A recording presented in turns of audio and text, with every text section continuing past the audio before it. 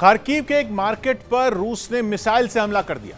वहां के कई इलाकों में रूसी फौज लगातार हमलावर है और इसी कड़ी में खार्किव का यह मार्केट भी रूसी मिसाइल हमले की चपेट में आ गया। जो तस्वीरें वहां से सामने आई उनमें जबरदस्त आवाज के साथ रूस की वो मिसाइल मार्केट के बीचों बीच जा गिरी। इस हमले में उस मार्केट के बड़े हिस्से को भारी नुकसान पहुंचा।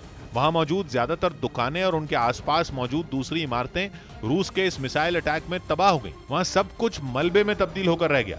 उधर यूक्रेन में चल रही जंग के 55 दिन बीत जाने के बाद भी पुतिन अपने मकसद में कामयाब नहीं हुए। हालांकि जंग के दौरान यूक्रेन लगातार रूस को तगड़ा नुकसान पहुंचाने का दावा भी करता रहा है, लेकिन कुछ रिपोर्ट ऐसी भी सामने आई हैं जिनके मुताबिक रूस की कोशिश हमेशा इस ऑपरेशन को कम ताकत से चुनिंदा इलाकों में लड़ने की ही थी।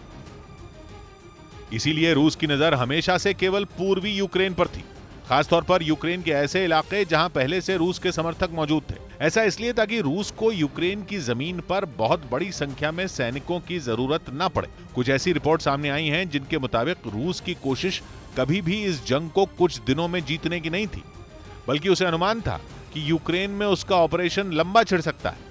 लेकिन कम सैनिकों के साथ यूक्रेन में दाखिल होने की उसकी योजना एक बड़ी चूक साबित हुई। लोगों को लग रहा है कि रूस जैसी महाशक्ति जिसके पास बड़े युद्धक विमान हैं, युद्धपोत हैं, परमाणु हथियार हैं, वो आखिर कहां चूक रहा है। कई जानकार मानते हैं कि युद्ध जीतने के लिए जिस तरह का चक्रव्यूह पुतिन को रचना चाहिए था, उसमें वो नाकाम रहे हैं। एक तरफ रूस की फौज के सबसे घातक फाइटर प्लेन हवाई हमले करते रहे, दूसरी तरफ जमीन पर यूक्रेन की फौज घातक हथियारों के साथ तैनाती बढ़ाती रही। रूस को दुनिया की सबसे बड़ी महाशक्तियों में गिना जाता है।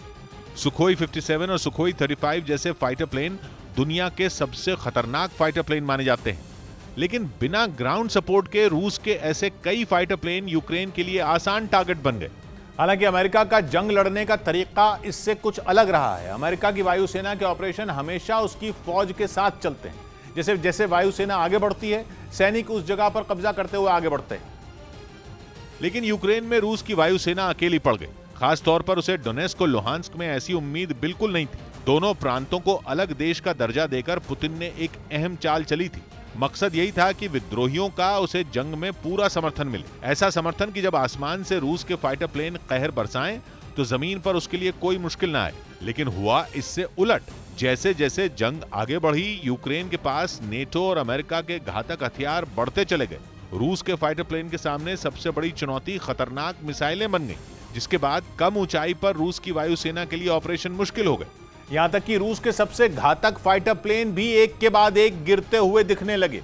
लेकिन माना जा रहा है कि रूस इसके लिए भी योजना बना चुका है और वो जल्द ही पूर्वी यूक्रेन में अपनी ताकत बढ़ाने वाला है। कूटनीति के पक्के खिलाड़ी पुतिन ने पहले से पूर्वी यूक्रेन से लगने वाली सीमा के पास सेना की तैनाती की थी। ये वो सैनिक थे जिन्हें जरूरत पड़ने पर यूक्रेन में भेजा जाए, और अब वो वक्त आ चुका है। जंग के शुरुआती दिनों में कीव की तरफ बढ़ने वाला रूस का काफिला भी ध्यान भटकाने की कोशिश के तौर पर ही देखा जा रहा है। कुछ रिपोर्ट सामने आई हैं जिनमें दावा किया गया है कि ऐसा केवल इसलिए किया गया ताकि पूर्वी यूक्रेन में रूस का दुश्मन पूरी ताकत न लगाए।